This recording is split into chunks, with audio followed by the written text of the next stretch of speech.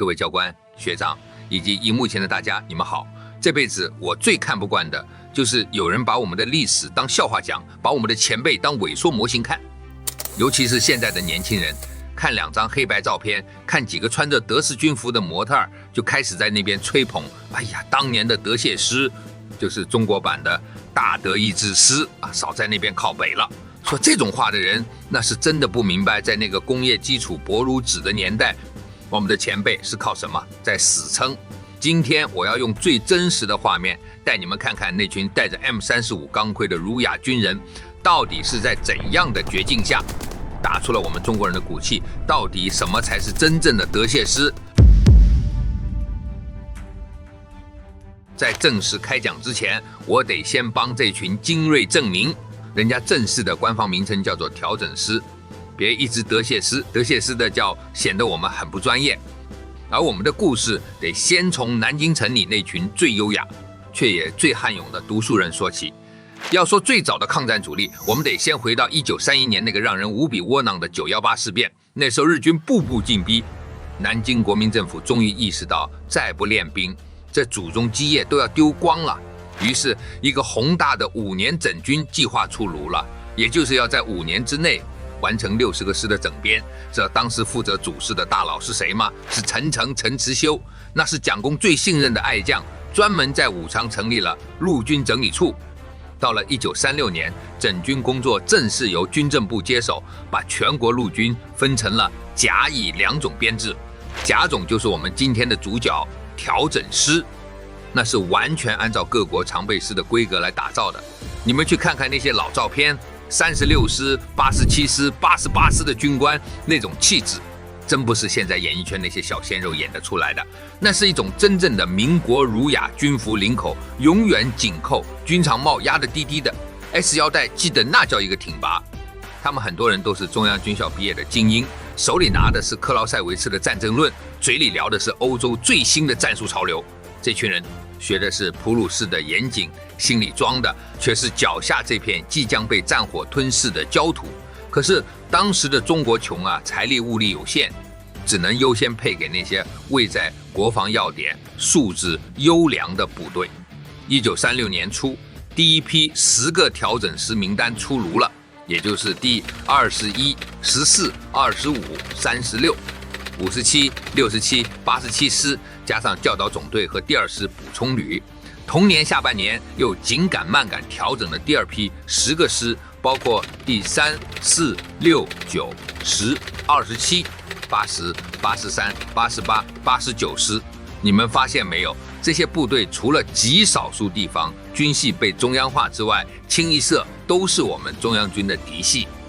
就这样慢慢来到了卢沟桥事变爆发前，一共整编出了35个调整师，甚至连庞炳勋这种西北军老将都求神拜佛的想把部队改造成调整师。但这调整2个字背后的苦水，恐怕只有当时的军政部部长何应钦最清楚了。当时很多部队虽然名义上叫调整师，但配置的武器装备根本没到位。比如王耀武的51师8月初打报告说编制是调好了，但装备还是空的啊。还有韩复栋那只老狐狸，中央拨给74师的几千支汉阳造新枪，竟然被他在半路给拦截吞掉了。但即便在这样捉襟见肘的情况下，我们的调整师依然练出了中国近代史上最强悍的军魂。尤其是中央军校教导总队，那是当时全中国装备最好最齐全的部队，没有之一。他们手里有8577支德造24年式步枪、102挺马克沁重机枪，甚至还有苏罗通机炮和波夫式山炮。当这群穿着黄绿色的纸军服，带着 M35 钢盔的士兵齐步走过中山路时，每一个老百姓心里都觉得中国有救了。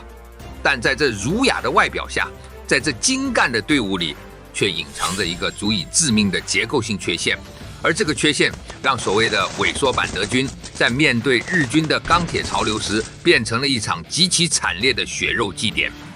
大家猜猜，一个最顶级的调整师在火力配属上到底缺了什么，能让他跟日军师团的差距大到天上去？答案是炮。每次看到网络上有人把德械师吹捧成闪击战先锋，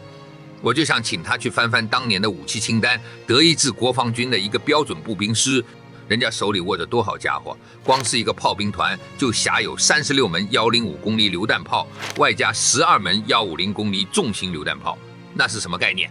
那是能把方圆几公里的阵地像犁田一样翻过一遍的恐怖火力。而我们的王牌调整师呢，别说150榴弹炮了，连105榴弹炮都是奢望。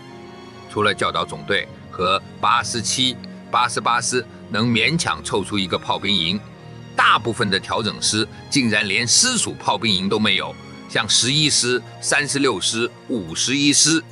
开战前竟然毫无师属炮兵，这根本是光着屁股上战场啊！就算是有炮的，例如87师，也只有12门75公里山炮，这还是把团属的榴弹炮全部集中起来才硬凑出来的，这种火力密度跟日军一个连队相比都很吃力了，更别提要跟日军的师团对轰。要知道，日军一个常备师团光炮兵连队就有48门山野炮，火力是我们的4倍以上。更要命的是那种小炮，也就是20公里苏罗通缉炮，这玩意儿能防空也能反战车，但我们全军也就第24、25、36、87、88、89这几个师有装备，平均一个师分不到几门。这意味着，当日军的94式轻战车冲过来时，我们大部分的弟兄只能靠急速手榴弹去拿命计。除此之外，还有单兵武器。德械师标志性的中正式步枪，其实就是毛瑟中国版。当初为了弥补刺刀长度不如日军38大概的劣势，我们还特意把中正式的刺刀加长了。这说明了什么？说明我们前辈在设计武器时就已经做好跟日军举刺刀打白刃战的准备了。因为他们知道炮火轰不过，子弹打不赢，最后只能靠着满腔的热血去填平工业实力的巨大鸿沟。1937年8月14日，淞沪会战爆发。第87、88师作为先锋，直接向上海的日本海军陆战队发起围攻，那是中国军队第一次主动向强敌发起战略进攻，打得确实威风，但也确实惨烈。由于缺乏步战协同的经验，我们的战车冲在前面，步兵跟不上，结果战车被日军定点清除，甚至连财力最雄厚的税警总团，在闸北的废墟里，也是靠着一挺挺马克沁重机枪跟敌军换命。在广福附近，第9师、13师、98师跟日军第9、13师团硬碰硬，血战了1个月，我们击毙敌军2300多人。日军第13师团战士高达2000人，打得日军在战报里直呼：这支中国军队不一样，但代价呢？13师在淞沪伤亡4138人，全师几乎打残了一半。最惨的是36师，在淞沪和南京2场战役里，前后补充了5次兵员。总参战人数18401人，最后撤下来的时候，伤亡失踪人数竟然高达14565人，战损比达到了恐怖的80%。这哪是在打仗？这是在用中国整整一代精英的命。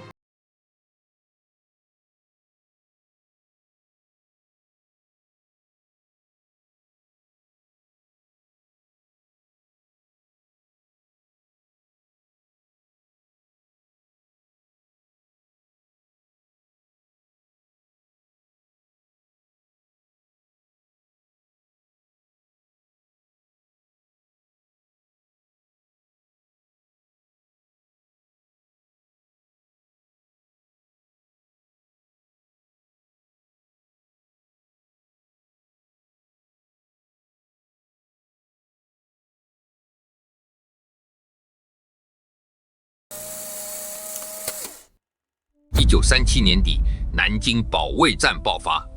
那是调整师最后的落幕之战。在那之前，33个调整师已经全部投入了全国各个战场，从南口的崇山峻岭到淞沪的残垣断壁。尤其是忻口战役，第85师在战局最危急的时刻，毅然向日军发起反击，那真的是毅然。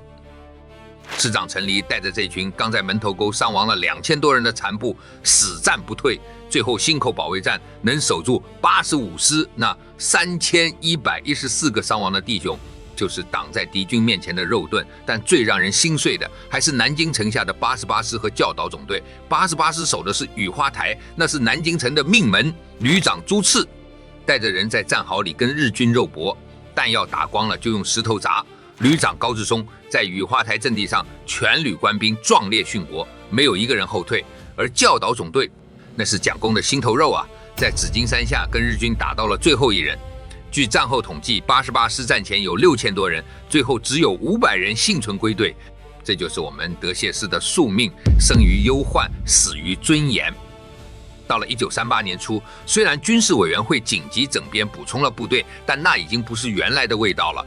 你看6师补充到的炮，竟然是10门不堪使用的314架退炮，那是清朝末年的老古董啊。85师更惨，只能用意大利65-3炮跟迫击炮混编，火力密度降了不止一个档次。但即便如此，这群残破的师依然在台儿庄、在万家岭、在徐州和武汉，给日军留下了惨痛的教训。王耀武的51师在万家岭打出了抗战以来最精彩的包围战之一，那是调整师最后的辉煌。到了1939年，随着27年陆军新编制的推行，调整师这个词正式走进了历史。2年的苦战，他们精疲力竭，残破不全，但他们完成了历史交给他们的使命。他们用35个师的血肉打破了日军3个月灭亡中国的狂妄计划。他们告诉全世界，穿上这身军装，我们就是优雅的士大夫；戴上这顶钢盔，我们就是悍勇的索命鬼。